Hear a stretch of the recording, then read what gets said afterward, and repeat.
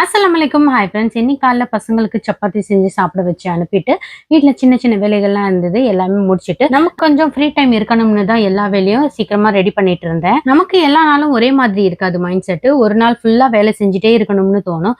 ஒரு நாள் சுத்தமா வேலை செய்யக்கூடாது. ஃபுல் டே ரெஸ்ட்ல இருந்தா நல்லா இருக்கணும்னு தோணும். உங்களுக்கு எப்படின்னு கமெண்ட் பண்ணுங்க. லஞ்சுக்கு டெய்லி குழம்பு வைக்கிறதுனால, இன்னைக்கு தயிர் சாதம் செஞ்சுட்டேன். அதுக்கு சாதத்துல தயிர் போட்டு, கொஞ்சமா தண்ணி ஊத்திட்டு, தேவையான அளவு உப்பு போட்டு கலக்கிட்டு தாளிக்கிறதுக்கு கடாயில எண்ணெய் போட்டு எண்ணெய் சூடானதும் கடுகு, உளுத்தம் பருப்பு, கடலைப்பருப்பு, காஞ்ச மிளகாய், ஒரு பச்சை மிளகாய் பொடிசா கட் பண்ணிக்கோங்க. கருவேப்பிலை போட்டு தாளிச்சிட்டு கலக்கி வச்ச தயிர் சாதத்துல போட்டு கிளறிட்டு சாப்பிட்டு பாருங்க. டேஸ்ட் வேற லெவலா இருக்கும்.